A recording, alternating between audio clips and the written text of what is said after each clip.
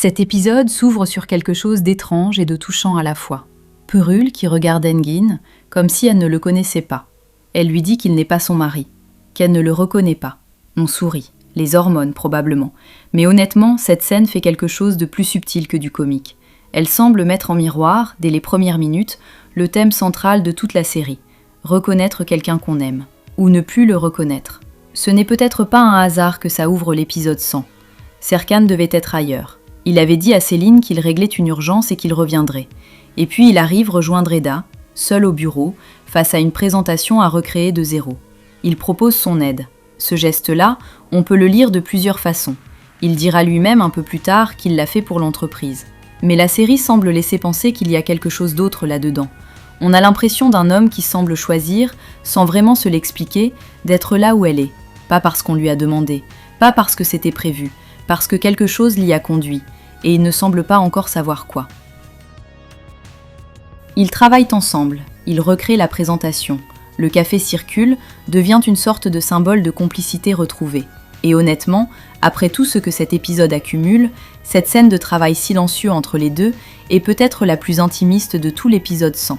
Pas de stratégie, pas de plan, juste deux personnes concentrées sur la même chose, côte à côte. La présentation est finalement prête, les clients applaudissent, et on les voit savourer leur réussite ensemble, simplement. Aydan et Seyfi les observent depuis un coin. Seyfi semble vouloir intervenir. Aydan lui dit de les laisser tranquilles. Ce détail révèle surtout qu'Aydan a peut-être appris quelque chose ces derniers épisodes, que forcer les choses n'accélère pas leur retour. Alex et Aydan partagent un moment romantique. Il lui dit qu'elle est douce comme un tiramisu, qu'il se sent flotter quand elle est là. La scène est légère, presque naïve. Et puis, Eifer arrive. Alex semble paniqué. Il se cache derrière un canapé. Il demande à ses proches de ne rien dire, décrivant Eifer comme une femme émotionnellement fragile que la vérité pourrait blesser. On a déjà deux versions d'Alex dans le même épisode, l'homme romantique et l'homme qui se cache. La série laisse volontairement le doute s'installer, et ce doute commence à peser. Céline appelle Denis. Elle semble furieuse qu'il ait laissé Eda passer la journée avec Serkan, qu'ils soient arrivés ensemble à l'hôtel. Denis se défend. Il l'aide à conquérir l'homme qu'elle n'a pas su garder. Cette réplique est cinglante, et on sent dans cette tension entre eux que leur alliance commence à se fissurer de l'intérieur. Ils semblent poursuivre le même objectif en apparence, mais chacun paraît se convaincre de sa propre version de pourquoi il le fait. Céline veut Serkan. Denis veut quoi exactement ? La série laisse penser que même lui ne le sait peut-être plus vraiment.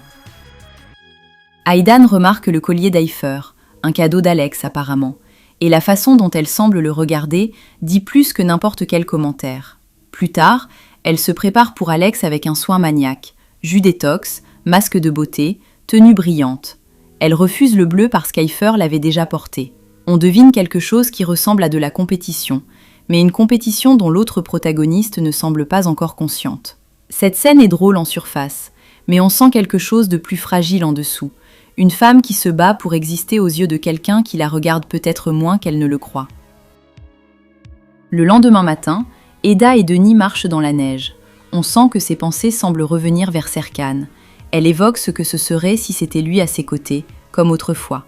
Denis est là, il marche avec elle. Et ce moment-là, deux personnes qui avancent ensemble pendant que l'une d'elles semble mentalement ailleurs, résume peut-être mieux que n'importe quel dialogue ce que leur plan commence à coûter. On ne sait pas exactement ce que Denis ressent dans ces instants, mais la série insiste de plus en plus sur ces petits décalages où il est présent et où Eda semble être ailleurs. Serkan frappe à la porte d'Eda.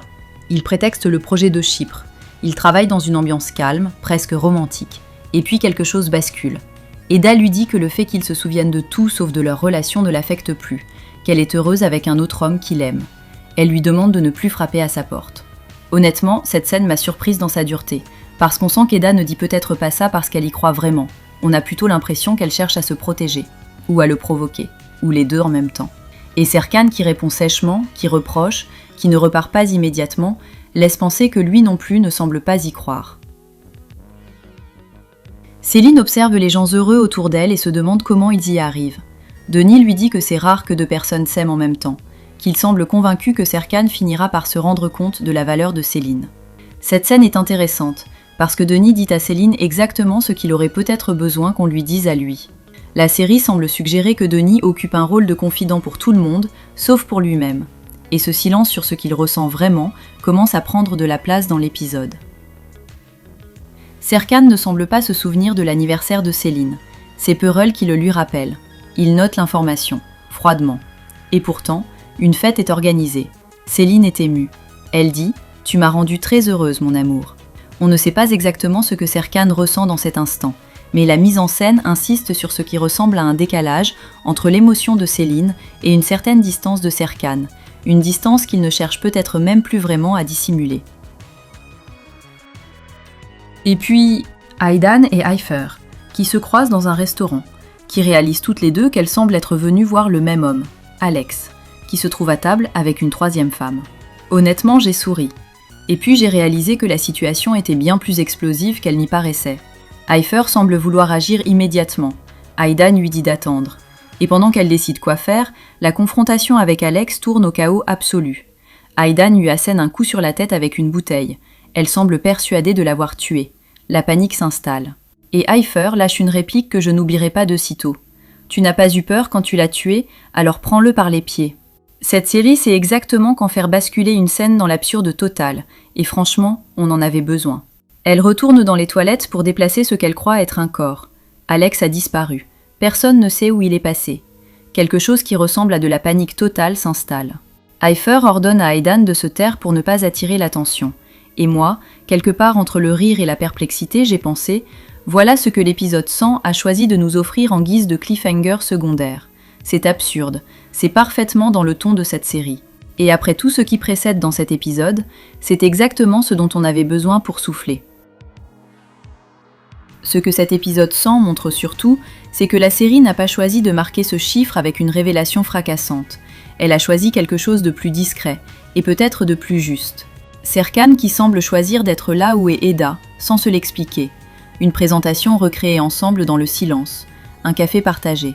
Ce sont des fragments, des gestes petits. Mais la série semble suggérer que c'est peut-être comme ça que les souvenirs reviennent. Pas d'un coup, pas dans une scène spectaculaire. Par accumulation, par proximité, par répétition de moments qui finissent par ressembler à quelque chose qu'on a déjà vécu.